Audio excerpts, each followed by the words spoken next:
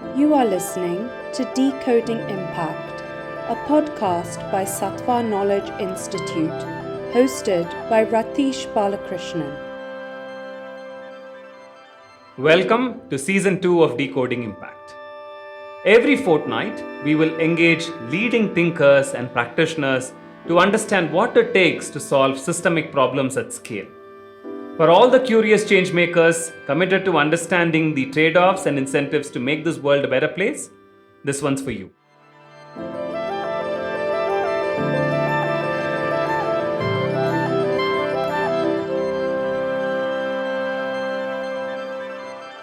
India's financial inclusion journey has witnessed tremendous growth in the last few years, driven by improved access to banking, efficient service delivery through direct benefit transfers, and the growth of digitization across the country.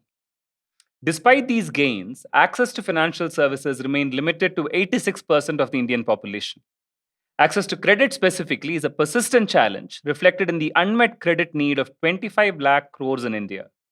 A critical reason for this gap is disaggregated financial data across diverse sources and painful and tedious data sharing processes. Account aggregators is a first step towards bringing open banking in India and empowering millions of customers to digitally access and share their financial data across institutions in a secure and efficient manner.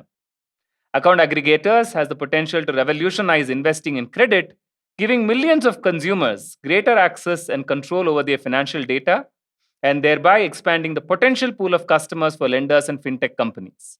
As of today, 74% of the 20 million cumulative successful consents given on account aggregators are related to retail lending and micro, small, and medium enterprise lending use cases. To talk more about account aggregators and how it can be applied for financial digital inclusion, we have with us Shalini Gupta, who is a BFSI professional with 20 years of experience with institutions such as McKinsey and ICRA. She is currently the head of strategy at Sahamati. Sahamati is a member driven industry alliance formed to facilitate adoption of account aggregator ecosystem in India. Thank you for joining us, Shalini. Thank you, Ratish, for having me here. Shalini, if you have to do a definition of account aggregators for dummies, how would you explain it to people? Yes, so Ratish, to understand account aggregator, we need to start with the India stack. So what is India stack? It's a modular block of open APIs technology platform that has been built. And they are arranged in 3 layers of identity, data, and payments, right? So with Aadhaar, identity issue has been mostly solved. And then came payments, and which we know how payments have been made interoperable. And now we are working on building the DPI layer, which is the data layer, by adding a consent layer to it. So account aggregator is basically a network which has been built to empower the customer on 2 fronts, which is with their own data. And they're saying that this empowerment will come from 2 fronts. One, the data as a customer, that data belongs to me. So anywhere I need to share the data to access financial services, it has to be done with my explicit consent. So that is one. And then secondly, it is also making the data portable. So as and when I need my data to be shared for accessing financial services, I should be able to do so with my consent, and it should be real-time digital, shared in a secured manner from my existing financial services providers, which we call the financial information providers in the account aggregator parlance, and then share it via the account aggregators to financial services providers which are potentially wanting to offer a new service or product to the same consumer. And they are called the financial information users because they're going to use this information to give out the best fit offer for that consumer. So this framework is basically, if you would to look at it in simple terms, it is the UPI of data. Like you have UPI for payments, you've got UDI for data, where you can link all your financial accounts as a consumer to a single account aggregator handle, manage your consents, and share your data via the account aggregator framework from the FIPs to FIUs via the account aggregator rails. This is trying to address the data friction, which is currently rampant in the financial sector. So if you today look at any financial service providers, even though they may want to expand their market to segments which are financially excluded, they face 2 or 3 challenges. One, it is very difficult to assess the risk of a customer where there is no bureau history. So then they restrict themselves to their comfort zone of salaried customer with a stable income profile or a slightly larger MSME. And second, obviously, the cost of serving these customers become very high because on an average, if a customer needs to take 2-3 rounds to submit their documents to a bank, and the bank needs to connect to 20 or 30 different set of APIs, which are under bilateral agreements with different financial services providers, it may just makes the entire lending process unviable. And hence, a lot of lenders think that it's better to stick with your own segment, or they alternately, go for secured lending. They'll say that, I can give you a loan, but you need to give me a collateral. So the account aggregator framework is trying to shift the country from a collateral-driven lending to a data collateral-driven lending economy, ensuring that anyone who has enough trust signals in their financial accounts, and be it their banking or insurance or even their mutual fund investment, anything they have to show to me as their trust signals. As a lender, I should have easy access to it in a form where it cannot be tampered with or modified with. I can get it in one go. And that makes the entire process efficient. Risk comes down, cost comes down, and this segment is now viable for me to start offering a financial service. So that's where we hope that this is going to be a game-changing, fixing the last broken leg of our lending journey today. I want to unpack some of this a little bit more because there are some important aspects of this which may be critical. One is when you talk about financial information, you briefly highlighted it could be mutual funds, it could be any investments you make. What is the broad ambit of financial information that we are talking about? There has been a lot of thinking around how do we capture digital trail, and with UPI coming in, we for the first time know that people are actually actively making financial transactions, which is essentially cash based right now. So, for the kind of audience we are talking about, which is typically unbanked people, this is not for people like me and you, but it's for unbanked people. What are some of the transactions that will be most valuable that will unlock credit for them? That will be one question. The second question is this FIPs and FIUs, financial information providers and users. Roughly, who are these types of people? Are these typically the banks and the insurance companies? Are you also seeing them as other potential organizations who can provide this information as well? It'd be great to hear your thoughts on both of these. So what is happening on the financial information type? The idea is to capture any data trail which is pertaining to the financial assets of the customer. That's where it started from. So for example, bureau, the credit data is still outside the account aggregator framework. What it has is all investment details of a consumer. And it's all started with the financial sector, saying that all 4 FSRs, financial sector regulated entities, whatever data they have pertaining to the investments of a consumer should be made available on account aggregator. Then it now got extended to taxation. So the idea was to say financial investment is one, but a lot of MSMEs who are now looking out for cash flow based lending or invoice lending, for them GSTR invoices are a great signal to offer to the lenders. So why not get it on account aggregator framework? So GST is now part of account aggregator. As of now, we have 15 financial information types that are available on account aggregator. RBI Revit had come out with 23 financial information types. So another 5-7 needs to be activated. And parallelly, for your second question, we are working on activating more FI types, financial information types, which will include, let's say, CBDT data. DigiLocker is really keen to be on AA framework, but we need to figure out because somewhere there's an overlap in the services they offer, like what an account aggregator does. We're also reaching out to EPFO to get on the EPF data on the account aggregator framework because a lot of employment verifiability comes through EPF and can be really powerful for low income segment working in unlisted Cat D, category D kind of companies where the lending is restricted. So this is on the FI type. In terms of FIP and FIU, the sector works on a principle of reciprocity. So the institutions you have as FIP are also the FIUs. So wherever they have a data which they can contribute as per Revit defined FI types, they can do so. So as of now, there are 92 financial information providers and they run across all 4 sectors. We've got banks, we've got another 20 insurance companies, we've got all AMCs and depositories, the 2 large depositories from the SEBI world live on account aggregator. And we have the Central Record Agencies and a PFRDA. live under account aggregator framework. On the financial information user side, it was banks and NBFCs which took the lead because lending is the most obvious beneficiary use case for the AA framework. They constitute around 70% of the total usage of the framework till date. The next biggest use case has been the PFM use case, where again there is a significant gap and ability to get a 360-degree view of the customer across his financial accounts is something which is very powerful. And a lot of PFM companies and advisory companies have started using account aggregator framework to offer seamless services and advisory services to the consumers. After that, insurance has also picked up, while insurance has been slow, and that's more to do with their traditional way of working, where no customization, hardly any data flowing into the product offering or even the risk assessment. That is a space where we believe a lot of business models have to emerge. So it's not a simple plain efficiency game that will drive the insurance sector. It has to be a complete change of the way they look at data analytics, digitization, offering micro insurance, customized products.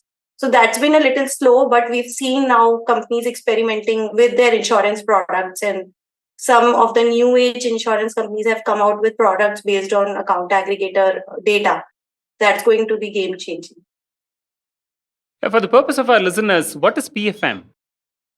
So PFM is personal finance management. As such, you'll not find this product defined by any of the four financial sector, but the way it's is offered is that it starts with taking a complete 360-degree view of your finances as a customer.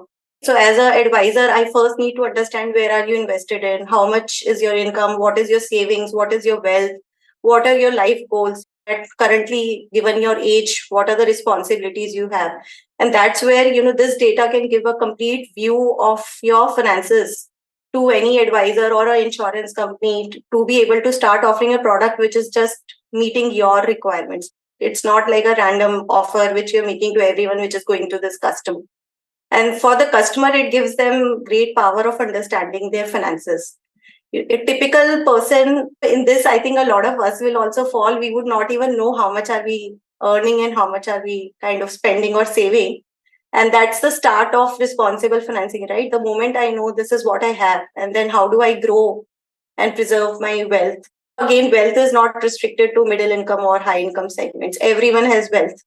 So whatever that amount is, that wealth needs to grow, and there has to be avenues other than fixed deposits where you can make your investments to earn higher income or returns on your savings and wealth.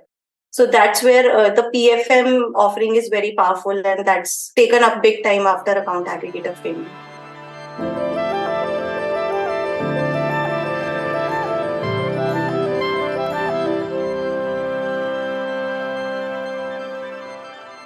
Can you give us a set of the numbers, number of accounts, number of participants that are there in the account aggregator system today? How big is it today? So today, Ritesh, if you to look at the number of accounts which already have an account aggregator facility. So these are the accounts on which banks have activated their AA module. So this is around 1.13 billion, and this will go up with more entities across sectors coming up, which is approximately 50% of the total banking deposits in the country. I would think that with RRBs around 25 or joining in, this would have increased further. But the only portion which is not activated on the AA framework currently is the joint accounts and non-sole proprietor current accounts. So that is something which is currently outside the framework. In terms of the number of entities, 92 financial information providers across the four sectors, and around 250 financial information users, out of which 150 plus are from the lending sector, and rest we've got AMCs, insurance companies, and brokerage houses, registered investment advisors making up the rest of the pie. In terms of the volume, we've already had around 2 crores of successful consents delivered via account aggregator. So, and around 1.8 crore, 18 million customers have linked their accounts to the framework. So that also means that there is some recurring and repeat usage of account aggregator coming. And so as we move forward, you'll see the gap between the accounts linked and the consent successfully fulfilled, because a customer will kind of use his AA handle for multiple purposes. Our estimate says that around 7,000 crore loans have been disbursed via account aggregators, out of which 45 to 50% are MSME loans and the rest 50% are retail loans. As anticipated, to start with, most of these loans are in a ticket size which we'll not call financially excluded, but we are now seeing more and more companies experimenting with smaller ticket size loans, credit limit loans or BNPL kind of loans to start using account aggregator. So we'll see this ticket size coming down significantly from the current 5 to 6 lakh to we target to bring it down to 1 lakh at least in the next year or so. I want to understand this from a user journey point of view, from how it will play out. Let's say I've heard you and all the listeners are listening to this in the podcast and they're like, listen, this sounds fantastic. I want to do this. Is this something that a user can go in and say, I want to opt in to account aggregator? Or is it largely a B2B transaction, which is that my bank, for example, let's say if you bank with HDFC, the HDFC bank has to enable this. Tell me, how does this play out from a user experience point of view and a user journey point of view? So, Ratish, to start with, you've correctly pointed out that this is a B2B onboarding experience for the consumers right now, because so what happens is this account aggregator journey is embedded in a FIU or a financial institution journey. And at the point where he seeks to collect documents or data about the information, he'll direct the customer to an account aggregator domain where on a real-time basis, he can open account aggregator handle, he can link his accounts, and he can give a consent to share his data after seeing the consent parameters. So one thing unique is that you see an explicit consent on the screen defining the purpose of the loan, the period for which the data is required, what data is required, till when the data will be used, what will be the frequency of the data fetch. So everything is shown to the customer and he can with a tap give a consent to share the data. So that's largely where it started from. But as we grow and as customers become aware of the account aggregator framework and their benefits, we are hoping that there will be a few account aggregators will work on a B2C customer awareness and acquisition channel as well. For example, PhonePe is one of the latest entrant to the account aggregator framework, and they already given their B2C app. They will definitely start onboarding B2C handles, direct handles from the B2C channels. So that will come with time. But as of now, like you said, it's a B2B journey and there is a B2C channel completely available to the customers. So even today, if I want and I know about the account aggregator app, I can go to the Play Store, download any account aggregator app, create my account, link my accounts and keep it ready with me. So as and when there is a bank which comes to me, let's say for documents to be submitted for a lending process, what I just need to do is tell him my account aggregator handle, using which he'll generate a consent request. Like you get a payment request in UPI, which will be flashed on your smartphone and you can just tap to give a consent and the data will be shared in the background via APIs from the FIP to the bank which has requested the data for. And when you talk about account aggregator apps, who are some of the common account aggregator apps that exist? Our RBI licensed entity. So RBI issues is a license called NBFC AA license. So there are 13 NBFC As today in the country, and another 5 have in principle licenses, which they're waiting for their operational license to come in. Some of the early ones are One Money, FinView, CAMPS. These were the early ones which started when the framework was launched. So they got their license in as early as I think 2018 after the guidelines came in. The newer ones who are coming in are rapidly catching up. So that's how the framework is currently. I've been in multiple conversations when they sort of bring up the discussion about why they will share data. I'll give you an example. I was in a meeting with agri-tech companies and they were all talking about sharing data and everybody's like, why will anyone share data? And the first thing they said, look at account aggregate. They've gotten the largest financial users to share data. I'm sure this wasn't an easy decision. I mean, looking at it now with the momentum you've had, it seems like, oh, this was always obvious. But having your first set of conversations with the FIUs and FIPs, their question will be, listen, my customer data, why will I ever share it with you? How did that conversation happen? What is the value that they saw? So, yeah, Ratish, it was not easy at all. In fact, the framework was launched the guidelines came in 2016, but the framework was officially launched in 2021, September. So this 4 years after the master guidelines came in, there was a lot of work on the technical specification. The mighty electronic consent framework was adopted. Discussions with GST had started. But obviously, like you said, there is always this fear of parting with the data which you have. We have seen it happening in the bureau world, where there was a lot of resistance, especially amongst the incumbent and the large players on why should we part with data. And the same was here as well. However, with government being really keen about improving our financial inclusion status, current landscape today, and with their budget announcement they had made where they had said that in 2021 that we'll launch a cash flow based lending app to ease credit to MSMEs. And so there was a complete buy-in at the level of the policymakers and regulators to make this happen. And as so it happened that we reached out to a few private sector banks and they were the early adopters because the concept is really powerful. If you are a provider, you're also a user. So it is working on a model of reciprocity, and there's a lot of pain points currently in the data collection process. In fact, if you talk to any digital lender, they'll say that it has become more than lending, it has become a fraud management for me. Because whatever you're getting, how do you trust it? So somewhere everyone saw that benefit when people reached out to them. There was initial reluctance, but with some persistence and some encouragement from the policymakers, the first set of 8 private sector banks joined the account aggregator framework. And after that, the 6 months, nothing great happened. So we were just at 15% of the deposits activated on the AA framework. What happened was the early adopters, some very positive feedback started flowing in. And that's when, again, when it went to the policymakers and they again kind of realized that this is something which needs a continuous kind of support from us. And parallelly, Sahamati, as a body, we were carrying on with our advocacy efforts. We've done more than 500 workshops with different financial institutions, policymakers, regulators. So that is still continuing, obviously, because the first set have come in.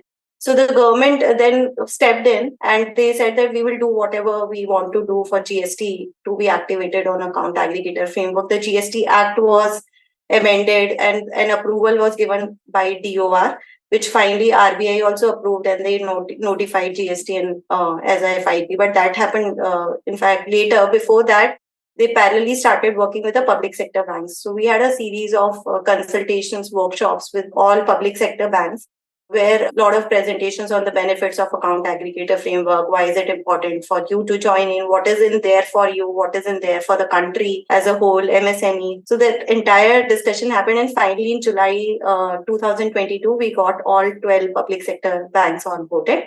Obviously, for these banks, there has to be something in for them also, right? They said we are the ones who will give bank statement to the entire financial sector, all 4 sectors. What are we getting in return? So there was a push, and again, from each of the 4 regulators to get their entities onboarded as FIPs on the AA framework. And, we saw SEBI coming out with a circular notifying the FIPs in their ecosystem. IRDA followed and PFRDA followed. So that onboarding started from July 2022 till December. We had a series of circulars and notifications coming in. So finally, now we are at a state where, the supply side of it is largely sorted. There are some gaps, but there's nothing which is like a blocker. So we are expecting all of them to be onboarded. GST is live. Now we just need to see how the demand side picks up. And I'll not say we are over the challenges because there are a few more apprehensions. One big shift which I saw was when we started the discussion, there was always this thing about net giver versus net taker equation. Everyone said that I'll end up being a net giver. Now we have moved to a situation where those large public sector banks are asking us on a regular basis, when is GST going live? When is CBDT going live? We want telecom data. So, that shift has happened. They've realized that this is indeed something which is here to stay. And if it is here to stay and it is so kind of value creating, then better start using it rather than, being stuck on the initial apprehensions and move forward. So we are now seeing public sector banks experimenting with a lot of use cases, which were earlier not even thought of, like taking account aggregator at the level of a branch, where using a QR code like UPI, you can just ask a customer to share their data. So a lot of changes happened and a lot of work has gone into it, but we are in a good space now. I just want to double click on the giver and the taker, because this is the classic game theory problem, right? Like, listen, what is a bargain and the trade-off here? And I'm not an expert here, so you should correct me. I think there's an inherent tension in the financial landscape right now where the incumbent banks are feeling that, listen, we've done all the hard work in getting people to a bank account. And all the fintech companies are looking to just harvest all of the data that we have collected. So they see themselves as custodian of customer data, and the fintech companies as people who might just build on it. Do you see that sort of dynamic here as well, as you sort of look at new age companies that are looking to provide credit and loans, etc., who may not have any customer intelligence today, but may have technology benefiting from an account aggregator approach, where the traditional banks are feeling more at risk, saying, listen, I've built all of this and I'm just giving it away. Is this something you heard from the public sector banks as well? And how do you sort of remedy that? So there is definitely an underlying tension, and that's nothing unique. But it all starts with that, and there will always be the challenger NBFCs, banks, fintechs, who will be at the forefront of adopting technology and making the most out of it. But public sector banks do catch up. And there is a reason, even today, public sector banks have more than 50% of the credit accounts in the country. And in my discussion with them, I'm like, you are going to be the biggest beneficiary of it. So just that you need to focus your energies at the right place. Second, the way this has to be looked upon at is that the data belongs to the customer. And with the DPDP Act, there is a clear shift. The data belongs to the customer. He also has access to multiple channels to access his data. What you're just trying to do is giving him an additional channel to share his or her data. And he will shift. If you're not offering that digital experience or service or a product to the consumer, he'll shift. You can make it a little more difficult to shift, but that shift is definitely going to happen if you don't kind of catch up with the trends, with the digitization or products or anything of that sort. So I'm very hopeful, some of the large public sector banks, they have a rock solid foundation. And once they decide to start using it, they'll be the biggest beneficiary of the framework. The third thing, obviously, we need to do is, if they're sharing data, we also need to get them additional data in return. And that's where our endeavor is to make it a single channel access to different types of financial information type, not just restricted to bank statements. There has also been a discussion that we need something from the NBFCs. They've been the largest users. So there is a loan account statement, which is very useful for public sector banks, because bureau data today is dated. There can be almost a month lag. So there is a request, if we can get that data on the framework, it will help us with the issue of parallel applications, fraud that happen in terms of parallel funding. So we've also been working on that with the government so that it becomes a level field for both sides. But at the end of it, even if that doesn't happen, I think the kind of value it can give to the incumbent banks is something which is significantly higher than any other bank. It will be, our estimates say that for public sector banks, if we were to even assume a very conservative scenario of some savings on cost to income ratio or NPAs or growth in the portfolio, they can end up doubling their profitability in the next 5 years. So it's that powerful. So we just need to work with them to get this going.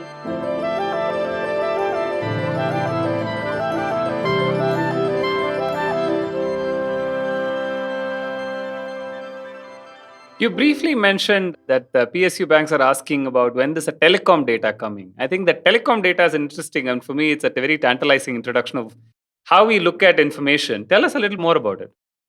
So telecom data is basically very powerful for the NTC segment. Somewhere, if there's a customer who's just started earning, he doesn't have a bureau record. He's got some transactions in the banking, but that's limited.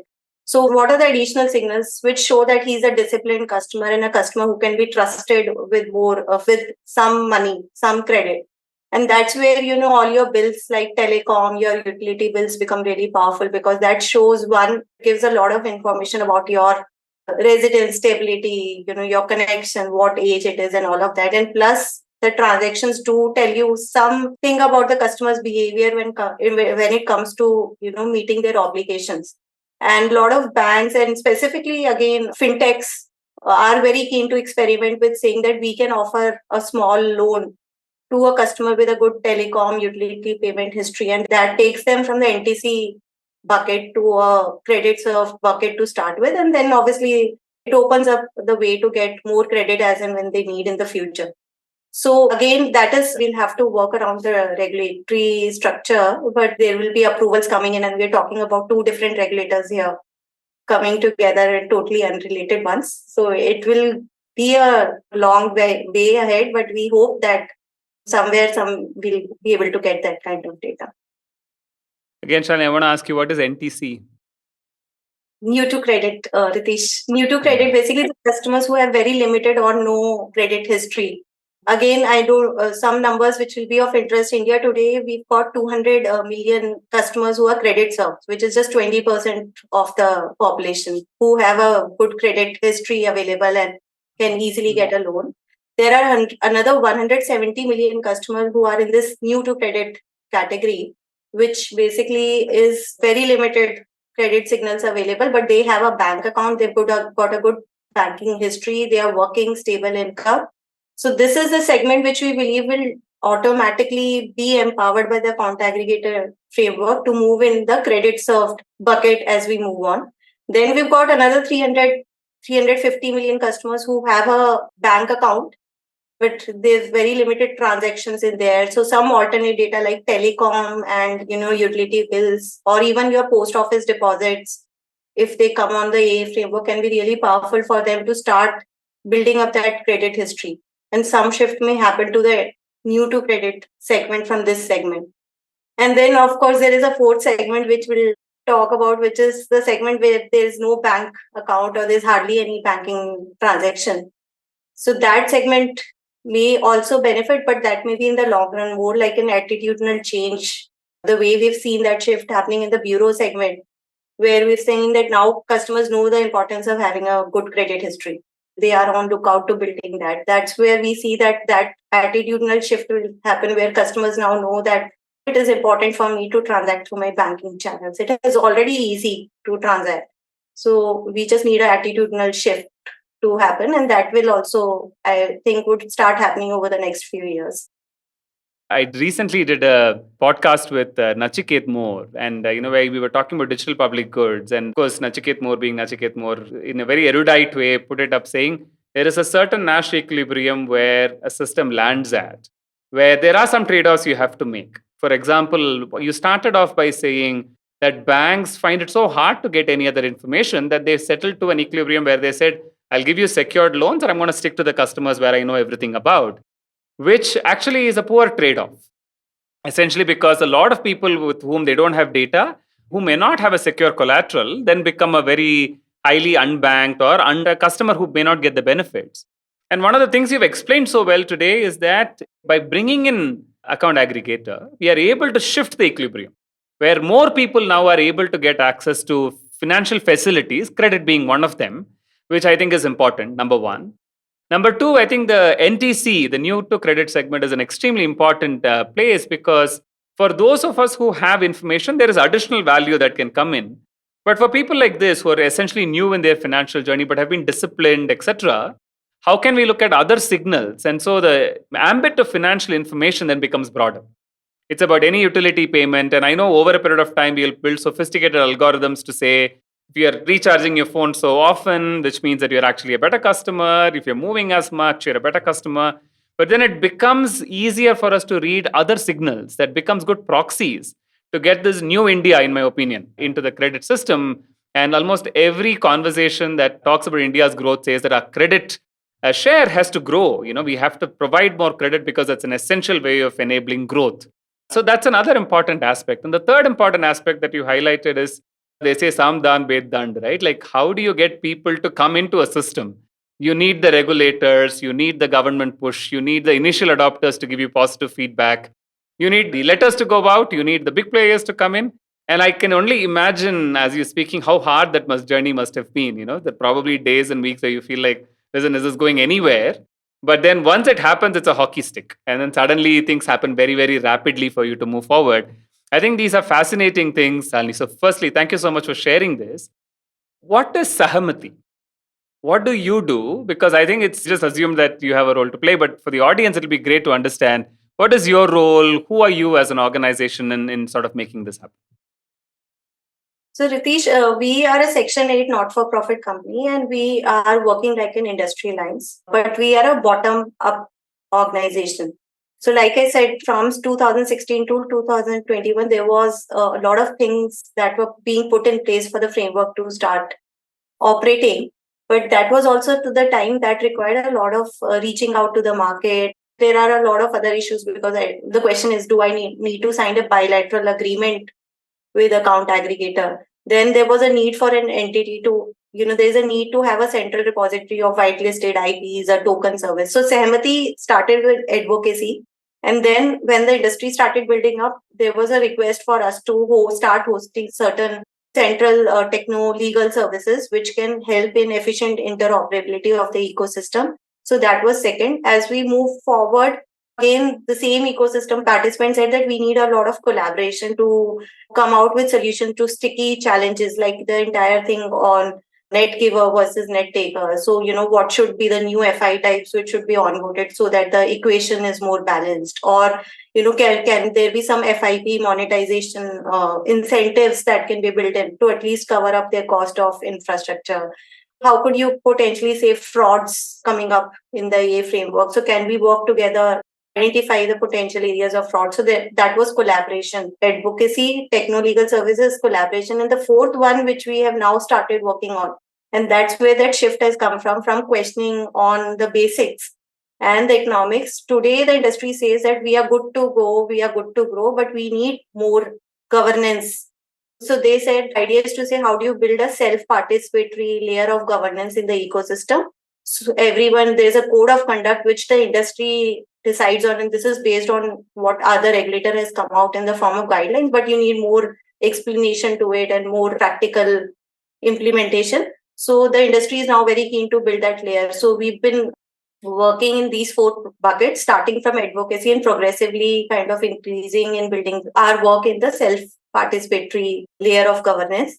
So we are a member-driven organization. So account aggregators are our members. Even we are also starting a membership drive with FIUs. Our governing council has representation from all large leading banks and institutions from other sectors. So of SBI, ICCI, HDFC, CDSL. So Mr. R. Gandhi is on our advisory council, who is the ex-deputy governor of RBI.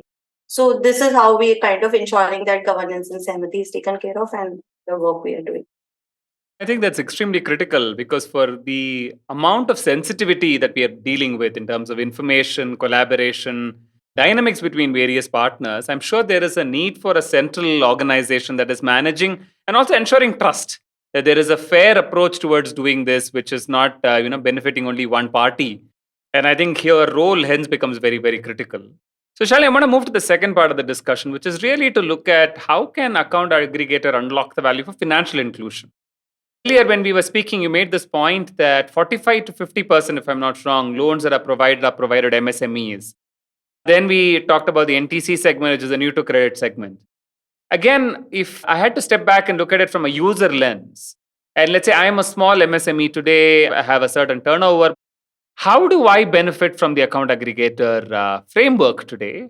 And tell me from my perspective, what are some of the things that I can do today, which let's say I was not able to do before account aggregator was in place? So, Pratish, what we need to do is that we need to think about it as a kind of something which has now made it easy for me to approach a bank with my. So, like I started with saying that if I've got enough trust signals available with me as a customer, there is no reason that I should be denied a credit.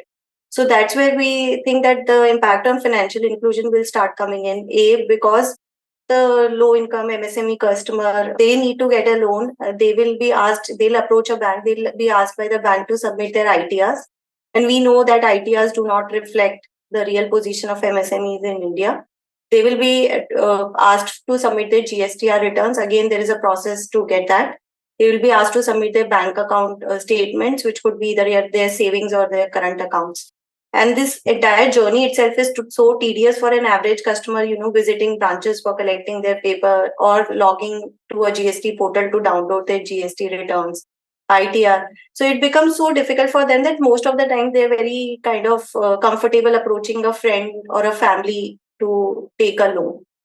And now if you look at the story from a lender's perspective, for them, getting a customer, give them all this information in a time-bound manner and establishing that this data which the customer has provided is indeed authentic, and I have cross-validated it from multiple sources, I am comfortable giving him a small ticket loan. It was extremely cumbersome. What SMEs needed was something to bridge their short-term cash flow mismatches. And what they ended up getting was a loan against property where they ended up mortgaging their property and sitting up on cash, which they don't even need on a regular basis. So this is where that shift will happen. Instead of, you just looking at doing a loan against property or a security transaction, now you've replaced that security with data collateral. And what you're saying is that I am willing to basis the cash flow of this customer and basis the cash flow needs of this customer, which will be coming from the GST returns and verified with bank statements. I can now comfortably give a loan against a certain invoice to this SME customer. So, and that makes a regular cycle of cash coming in as and when I need it for the SME customer to meet my shortfall. So that's where that shift will happen primarily for the MSME customer. For the low income customer, again, who do not have a physical collateral or non-MSME, you can always show in your bank statement, if you're getting DBT benefits on a regular basis, or you've got cash salary, but it is stable, right? You've got it over a period of 6 months for the last year or so. And then the lender says that microfinance institutions, for example, really want to upgrade a lot of their customers from group lending to individual lending. And so as a group lender, whatever credit signals I have, they have a slightly different connotation because that's based on a group collateral, right? But when you're moving to individual lending, it becomes totally unsecured. So how do you get those additional signals coming in? So it could be through the bank statements of that customer, wherein he can show his regular, income flows and outflows.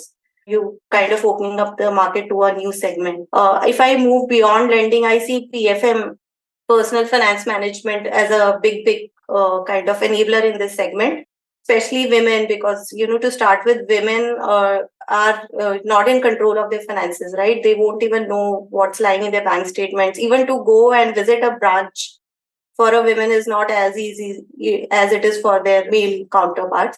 So if they can get something which is as empowering as saying that you've got two accounts and, this is the combined balance you have, this is what you have spent, this is what you've saved, it becomes that starting point where you now know that what do I have and what can I do with it. So that again is really empowering.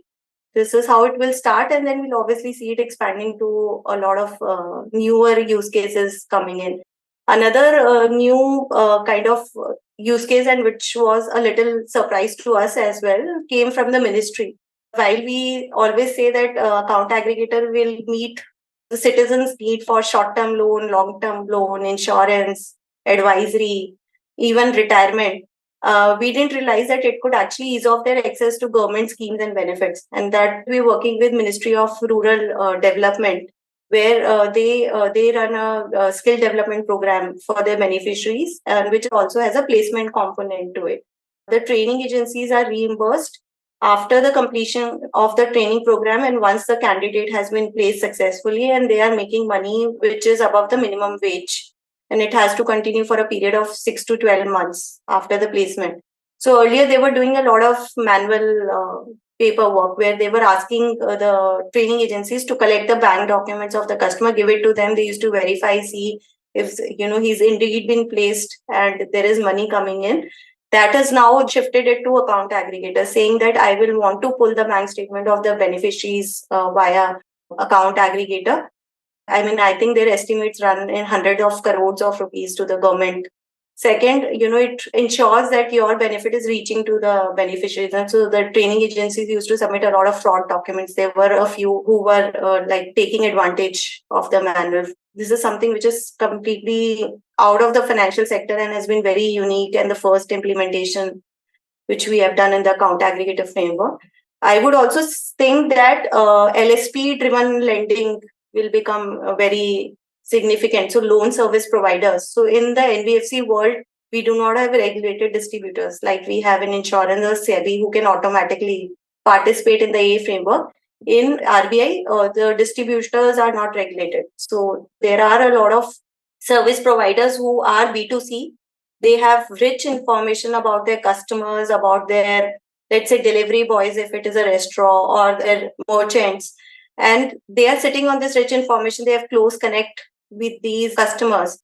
So we see that channel getting activated and empowered by the Count Aggregator framework. It started with OCEN, which was to empower LSPs with a standard set of APIs. And now we're seeing that happening in ONDC also. So ONDC again is integrating a credit module, which will be based on a Count Aggregator framework. So we feel that the reach, and while these LSPs cannot access data, what they can do is in the front end still have an account aggregator journey plugged in, via which consent can be taken, data handle created, and the data can still flow from the banks to their lenders. So that kind of LSP driven lending is something which is expected to pick up big time. So I gave you the example of ONDC, and GEM Sahai was the first implementation. Then we are also expecting GST Sahai so they've completed their pilot to go live soon. They'll be the first ones to start giving invoice financing to MSMEs. We also did a pilot with IPBB, India Post Payment Bank, where through their lakhs of Grameen Dak Sevaks, they are building a very unique journey where there is an app, which is a LSP app, which the customer will operate to get an instant credit. But there will be a Grameen Dak Sevak sitting next to this customer and assisting him with completing the entire digital flow. So what you've done is you've combined the best of digital and the best of the assistance that is really needed to empower this segment. So we see a lot of these models also coming up, be it in the Jan Samad portal or the Vidya Sarthi portal, again, easing access to government schemes and benefits under various lending programs. So multiple things happening, and as it builds up, we'll see all that translating into impact for the segments where we really want that impact to come in.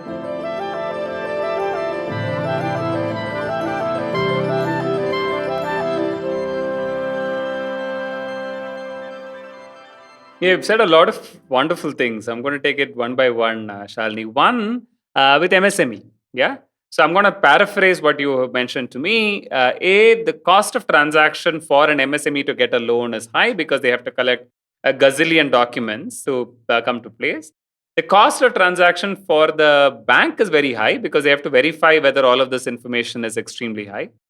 Because the cost of transaction is high, what is happening is that the banks don't want to give smaller loans, because if I'm going to spend 1 lakh rupees in just checking whether everything is okay, I can't give you a loan for 1 lakh. I'd have to give you a loan for much larger amount, which often does not meet the need of the MSME, which essentially is looking for cash flow, working capital sort of support. And hence, one of the things that we are doing right now is to make sure that the process of cost of transaction for both the bank to validate the quality of information and for the MSME to provide that information has come down, because of which smaller loan sizes are possible. And potentially over a period of time, newer data signals can also be added, which will then make it even more richer. So it's not just about doing what we are doing right now efficient, it's about also making it more effective by bringing in more sources of information. I hope I've captured the value for an MSME effectively. The question that I had is, this is probably still not something that MSMEs are aware of. There is probably a last mile gap in making them aware of the fact that something like this is possible. What are you doing for that, or what are others doing to make this possible today? That will be great to hear. Yeah, so Ritesh, when it started, like I said, it started as a B2B channel. There were a lot of technical stuff which was, being put in place. So there was a view where, there was always these two counter views that we should now start some awareness campaigns, reaching out to the customer. And then there was we should stop, wait, let the system stabilize, strengthen, and then we'll reach out to the consumers directly. So I think we are now at that stage where we'll see a lot more consumer awareness coming in, and this will be with the efforts of everyone involved. So, for example, recently the regulators have also kind of expressed, so they've said that we'll want to launch some consumer awareness campaigns because it's now reaching to the end consumers. We at Sahamati are also planning to such consumer awareness campaigns, but that will be mostly in collaboration with the ecosystem. Even the financial institutions have started thinking about how to educate the end consumers, because a lot of times, even today, when a consumer is directed to account aggregator journey, given with low awareness, they tend to drop off, because giving a consent, it being a OTP journey, sometimes customers are not comfortable because they've not heard about the concept. So with the value coming in and the consumers experimenting with it and the financial institutions knowing that this is something which I don't want to give up and want to continue, we'll see a lot of these campaigns being launched in the next year or so. Before that, we need the system to stabilize a little more. There are some continuing challenges which we are trying to work on. But once that is done, we'll see those campaigns coming. It makes sense. And I think it also, first experience is going to be very critical. If you create a huge demand and if they come in and it starts to fail, it's very hard to bring them back. The other point, Shalini, I wanted to understand is how does OCEN and AA sort of work together? Where does OCEN start, stop versus where does account aggregator start, stop? Yeah, so Ritesh, OCEN is a very lending specific TPI. So it has been launched to streamline the end-to-end lending process for our LSP. So I explained to you, there is a loan service provider which is not regulated, but it is closely connected to the customer. A lot of insights about the customer is available to them. Customers trust them more than the lenders. So this set of LSPs are really powerful, and they're called the marketplaces or the loan service providers. Today, the way they interact with their banking partners or lending partners is a set of customized APIs. So these marketplaces, if they're connected with 30 lenders, each of those 30 lenders have given them a different set of APIs to be integrated.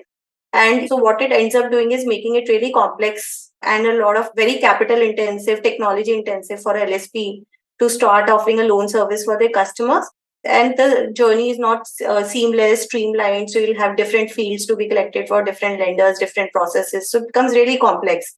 So what OCEN does is streamlines this entire process. So there is a set of standard APIs which have blocks of the entire lending journey standardized and stitched together using various APIs. So there is for KYC, then for data collection, there is account aggregator. For agreement signing, there is e-sign. For disbursement collection, there is eNash. They are modules that have been put together to build an end-to-end lending journey interaction between the LSP, loan service provider, and the lenders. What account aggregator is, it is one module that fits into this lending journey, and it just doesn't fit into the lending journey. It is cross-sectoral, so it can fit into any financial services journey. So it can even be plugged in an insurance journey or advisory brokerage journey. So one is focused on a lending journey. The other is more like a block, which can be used across any financial service journey. I think there are 4 parts to the stack, if I understood it correctly. The first part of the stack is really, let's say, the account aggregator, which puts the information together, makes it available in a way. OCEN sits on top. OCEN has other modules as well, but it leverages the account aggregator model for credible information, but is building an interface for an LSP to potentially sort of be able to streamline its access to providing credit from across various parts of the system. Now, the LSP has a lot of context, and I'm guessing LSPs are anyone who has customer intelligence. So if I'm ordering food multiple times, if I'm taking a taxi, if I'm actually making payments, anyone could be an LSP essentially for me, because they not only have customer intelligence, but they're also introducing credit at a point where the user might require credit. Saying, hey, now you have this invoice, do you need credit on top of it, type of a thing, which makes it a lot less expensive for you to offer credit because you have the context. And then the fourth layer is what you mentioned sometimes is necessary, is a human layer, which is, okay, now that I have all of this, do you still need a human touch support, which maybe is required in some cases, may not be required in some cases. But these 4 layers, ideally, for an end user has to come together, where they're able to sort of see this. Would that be a fair summary? That is a complete summary, actually. So what will happen is, like you said, very rightly said, credit is now moving on to the point of sale. So, the point of place where a customer needs credit. So it's not about the usual branches setting up and offering credit and the customer walking in the branches. So today customer needs instant gratification. So if they're going to make a purchase and if that credit can be made available at the time of purchase, that's what the channel is for most of the new lending business models. And it could be for consumer goods, it could be even for purchasing an inventory, it could be even purchasing. So while insurance purchase may not come in, but let's say, you want to fund your surgery at an hospital. So a lot of insurtech models coming in where They're saying that let's arrange credit at the point the customer needs it. So that has become really important. And this LSPs act as, extensions of the financial sector. They are the ones who will take it to the last mile. There could be LSPs for the low income segment. There could be LSPs for MSMEs. And that's where you'll see that network effect coming in, where you've kind of just multiplied the reach of the banking sector with this network coming in. I can personally relate to it. So many times when I'm in the middle of a meeting, somebody calls me and says, "Do you want a loan?" I said, of course I don't want a loan. I'm in a meeting. But when I am actually in the middle of a transaction, let's say I'm on Amazon, I'm buying LED TV. At that time, if you say, "Hey, listen, by the way," like you said earlier, there's a buy now, pay later option, or there is a credit option for this particular purchase. It's a lot more intuitive for me to say, "Hey, Lou, I really want to take that offer up because I'm making this heavy purchase at the moment." And I fully agree that that's going to vastly help reach the right people at the right time, because customer acquisition cost on this is so high, because it's not that every rich person needs credit. So it's also very hard to find out who is at the point of requiring credit. Now, the second part I wanted to bring up is this fascinating example you gave about women not knowing their access to, their financial status today, which is very, very real. And it's very real across the board. This is not a rural Udaipur problem. This is across the cities and states. I think there is a genuine mental model around financial wisdom and intelligence that we have to address. One point I wanted to ask, and as I'm asking this, I know the pros and cons of it, but I still wanted to get your thoughts, is to have that human experience where somebody can come and tell the woman that this is actually the amount of money you have, etc. Do you also see an opportunity for providing advisory to say, "Hey, this is the money you have, and this is the sort of profile you have. Here is what you can actually do with the money. Based on your risk profile, these are various things you can do," which sort of builds into the PFM scenario that you talked about. Because earlier when you talked about PFM, for me, this was very rich people, wealth management sort of a use case. But when you say it like this, it also becomes interesting that we can actually offer, if we can ensure credible advisory, we can actually offer credible advisory to a long tail of customers as well. So what is happening is, back in the SEBI world, there is a category called registered investment advisors. They have a fiduciary relationship with the customer where their entire role is to give advice. So they're not into distribution of products. And that's where I think it's really important to have distinction between distributor and advisor, because advisor will always work in your best interest. So that's where we're seeing, and a lot of these RIAs, and when we went to them and interacted with them, they are actually working with women and even middle income, low income households, offering advisories. But currently that process is again very fragmented. So you'll ask them to submit whatever you have for their financial accounts. You'll then input it into an Excel. And at the end of it, again, that small ticket syndrome comes in, right? How much are you going to kind of spend your effort and time in integrating and giving the same thorough level of advice which we give to a HNI? Right. But now, given that it will become so streamlined with the AA framework, and if there is a household or a woman who just gives you a consent to access their financial accounts and give them a complete summary of what they have, what that in terms of their demographics, again, their profile, where they have been staying, age, everything combined together, there could be automated analytics models coming in, which throws up the initial results, and post that an advisor can just over a call or one or two visits sit with that women and tell her about, how can you start investing in, let's say, a systematic investment plans. India as a country, we just 3% of us invest in mutual funds compared to the average of 65% globally. So we're not even there. So that's where I think a lot of change will happen. So a lot of models will still be automated, and the advisory touch can come towards the end when you've done the entire crunch work and you're ready with some analysis on the customer. And that makes it really efficient and super quick for a consumer. And we would think that shift is what the account aggregator framework will bring in. The last part I wanted to pick up was this whole government scheme example that you gave. I mean, one part of it, as you rightly said, is the massive outflow we have in issues like skill development. Earlier, we used to have it for sanitation, which are very conditional cash transfer type of models, which is that if this happens, I will pay you this type of a structure. You are right. It is a known fact that there is a lot of pilferage there. It's a known fact that there is fraud there as well. And then having a system like this is helpful.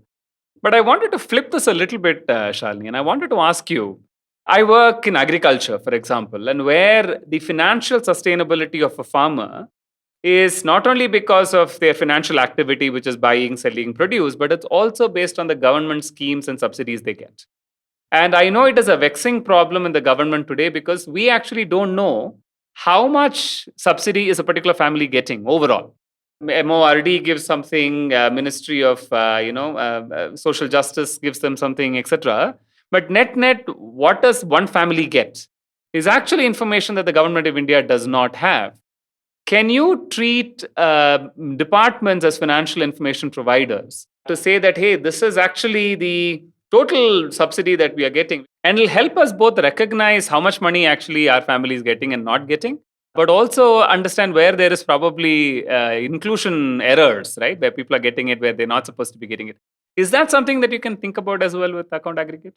Yes, it can be, and in fact, it can be done even now. So you don't even need to add additional FITIs because the DBTs are anyhow directly getting credited to the bank accounts, right? But the only thing, and we had this discussion, the only thing which needs to improve it is the banking narration, right? If that can somehow capture which schemes they are, like today they're not standardized. There is some DBT inflow that is happening in the bank statement, but which scheme is it? Other details which are required for identifying a DBT beneficiary, that if that can be streamlined at the level of banks when they're giving their narration, I think, all that data can be available through the banking statements even today. And with all the regional rural banks and cooperative banks getting onboarded, that segment which banks there will also now be available on the AA framework.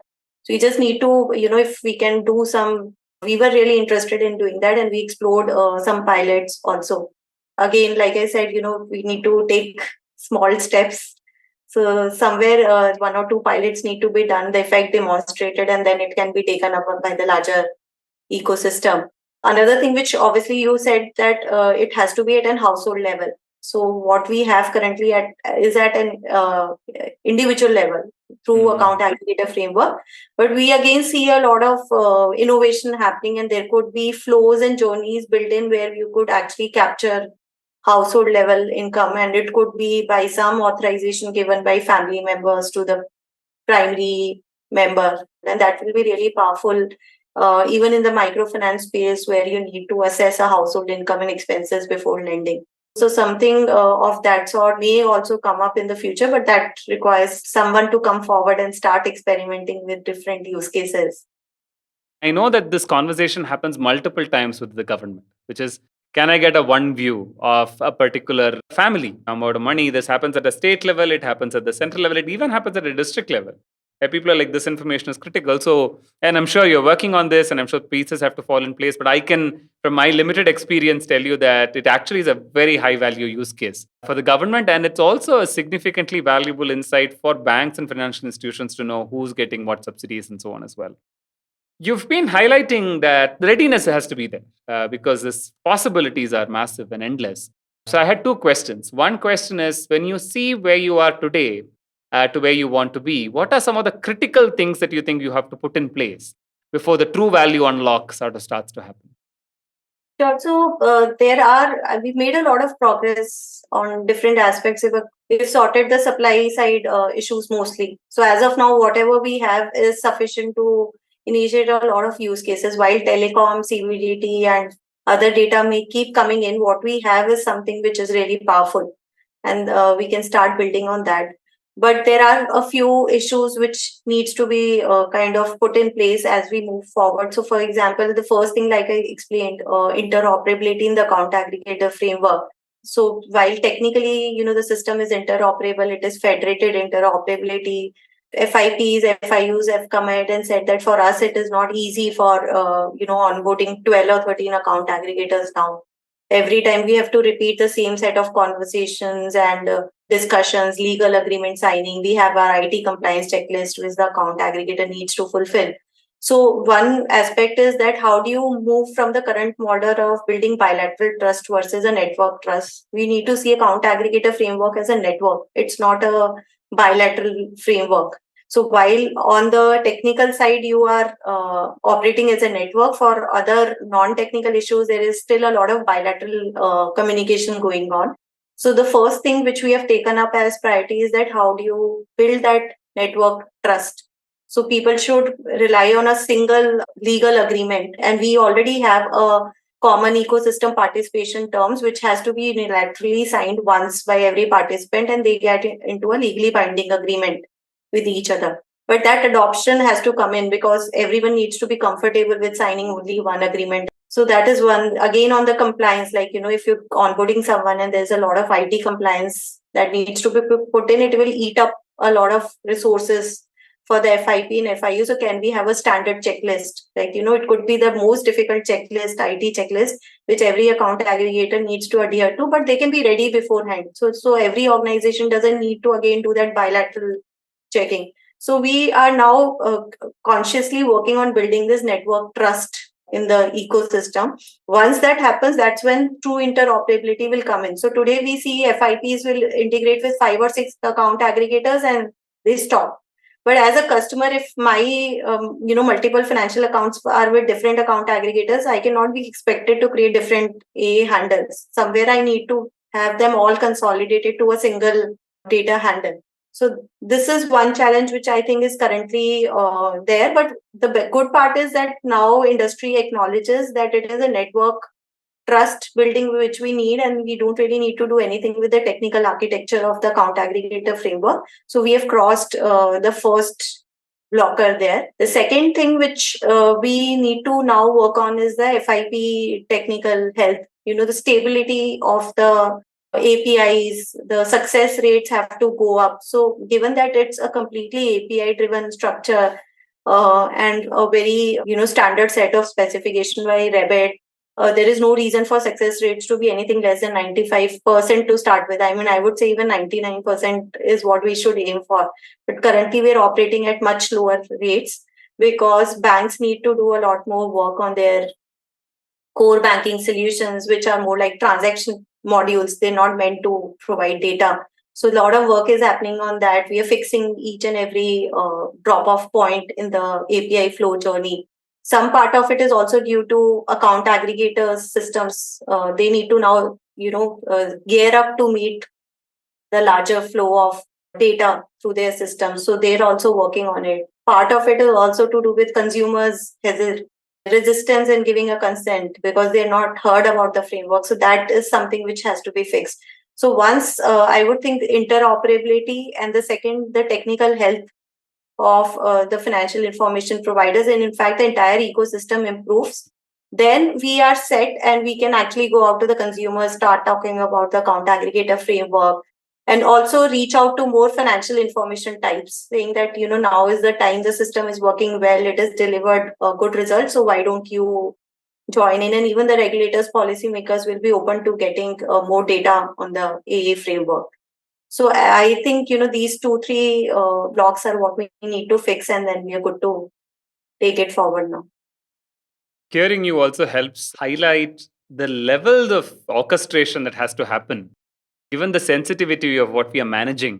So some of these things have to be in place because otherwise, when the volume goes up, the transaction cost goes up, then people start to drop off and say, listen, this is too much legal hassle, too much compliance hassle. We don't want to do any of this. So I think, as you rightly highlighted, bringing all of this in place is going to be important to bring in the readiness that we need to ensure consistent performance and people staying together.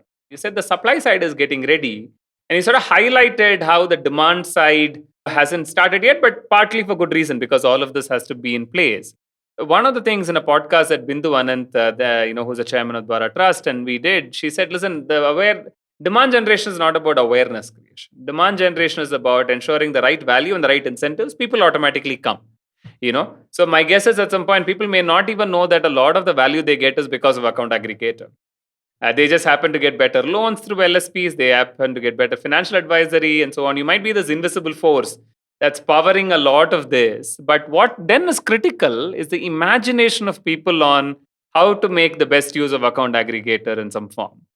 Today, perhaps Sahamati is driving a lot of this imagination as well, and maybe to a certain extent government. I just wanted to check with you, is there enough imagination coming from the financial providers, tech companies, others who are able to say, hey, this is the value that we can unlock because of this already? The sector is really imaginative and innovative. So every day we get to hear use cases which we've not even thought about the framework. Like simple things like, can we verify the bank account of a customer using the account aggregator framework instead of a penny drop? This is something which is very simple, but what you're saying is that you're ensuring that, the money is going into the account of the customer who's actually been underwritten. So, then saying that, somewhere a big challenge for lenders is to recover the money. At the end of it, lending is about getting your money back. Disbursement is only the start. You have to have that money back in your account. And that's where, again, this framework has been really powerful. A lot of NBFCs have now started taking a recurring consent from their consumer to fetch and monitor their portfolio once the loan has been disbursed. If the loan is of a tenure of 12 months and you say every month I'll check your bank statement once a month to ensure that everything is fine, there is no stress building up in your bank statements. And if there are early counseling required, early calls required, I can call you up. Or even in the case of microfinance customers where repayment discipline is not there, you check the balance and then execute the NASH. So what you're doing is you're saving penalty on the consumer and also then counseling him to ensure that he's got enough money in his bank account and he doesn't default. So these are some of the use cases which when we started with, they were all in our mind. Another thing which I've seen happening now is it has moved to the strategy boardrooms of financial institutions. So earlier it used to be the product managers or, the marketing managers who used to be very interested in the idea and we used to discuss it with them. Now it is coming from the top. So a lot of big institutions have taken this up as a strategic project.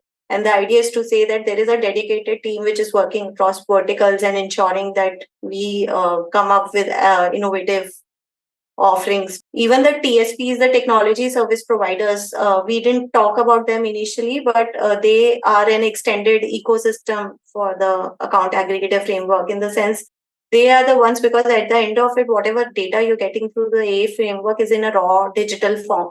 But then you need someone to synthesize, analyze, draw meaning out of that data. And that could be very innovative and there could be, multiple ways and cuts to looking at the same set of data. And that's where a lot of these TSPs are bringing in solutions which are completely transformative. A lot of insurance companies, for example, I said insurance has never been the one which has used data analytics as rigorously as what you see in the lending world.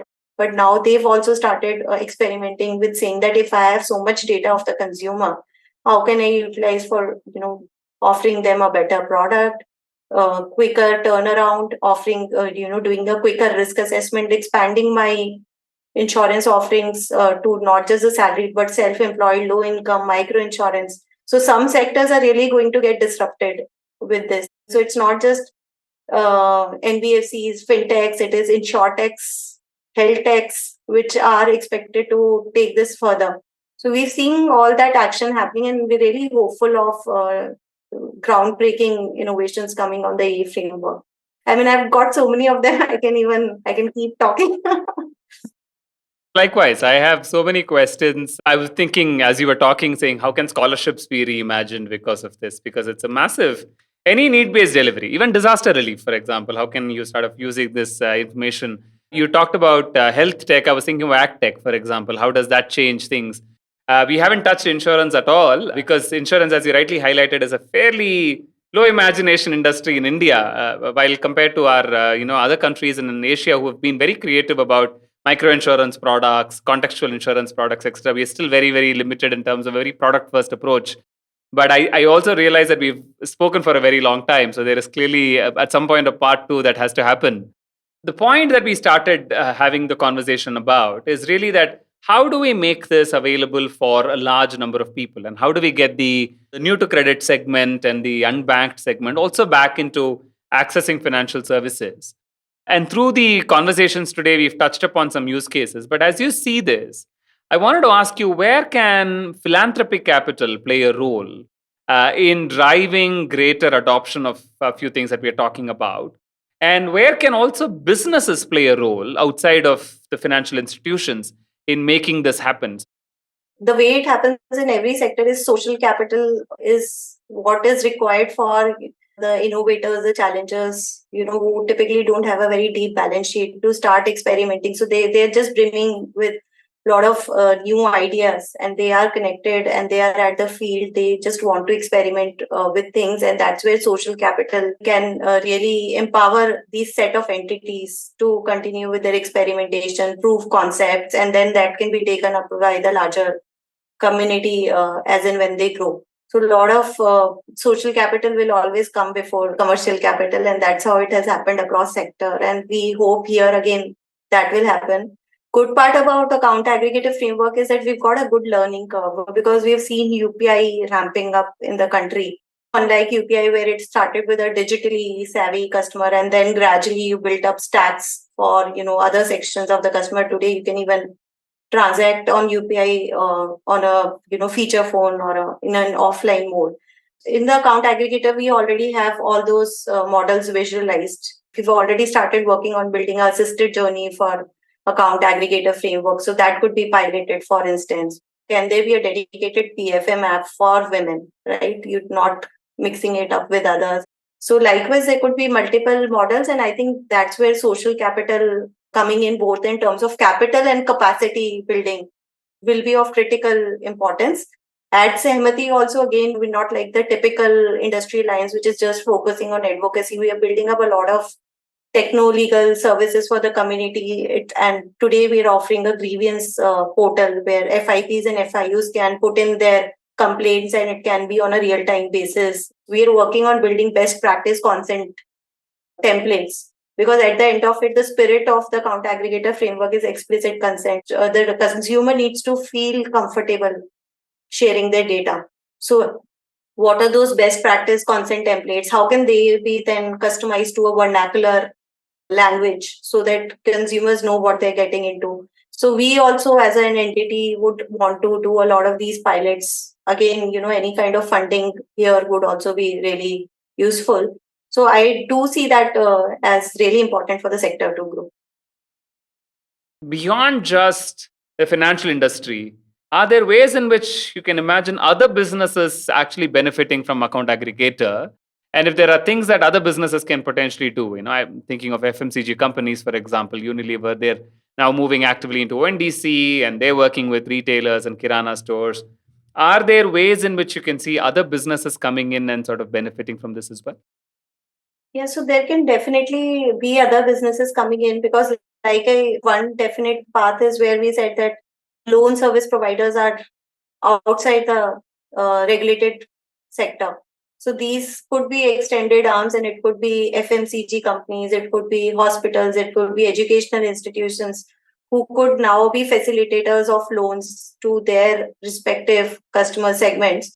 So one is that. Secondly, there could be a lot of technology service providers, the TSPs, who are actually ushering in, bringing in innovative products, be it data analytics or data audit, certification. And with DPDP Act coming in, any entity which has customer data is a data fiduciary, user of the data or the data holder. So all of them will definitely need to look at means to strengthen their data sharing, collection practices, storage practices. And that's where we feel that account aggregator framework is now poised to move beyond the financial sectors to other sectors, though there would be a set of consent managers which may come in under the data protection board. But A is the live pilot, which has already been implemented as a consent manager in the financial institution. And there is no reason for you to have a new set of consent manager guidelines coming in. So we see that automatic progression happening for account aggregator framework beyond the financial sector. At the end of it, data is lying everywhere, and you'll need a place to consolidate and share it via framework to the real users of that data. Shalini, this has been a fascinating conversation. For me, the possibilities of what we are talking about, is endless. And for me, more than the progress that you've been able to make, the number of accounts, consent that people are giving away, and so on. So this is not some dream. This is something which is very real. Organizations have come on board. Businesses are seeing value. Now you're sort of what investors are calling a sucking sound, which is where the market sort of asks you more than you offering to them, right? In some sense, you're not selling to them; they are demanding things of you, and it's a great place to be. And as we said, as we reimagine financial access for the population overall, I feel like what Account Aggregator does is to remove a lot of transaction friction to make that imagination possible. And more importantly, for me, what we talked about in terms of financial inclusion for the underserved, be it the MSMEs, be it the women, be it people who are getting government subsidies and schemes. I think the value to them being unlocked is going to be significant as well, and that's very, very exciting. Thank you so much for your time. I know it's been a long conversation, but you've been very engaged and lots of very, very relevant numbers and data for us to contextualize the scale. So thanks so much for your time. I hope you enjoyed the conversation as much as I did. Thoroughly enjoyed, Ritesh, and we always enjoy talking about the framework anywhere and everywhere. So thank you so much for this engaging discussion.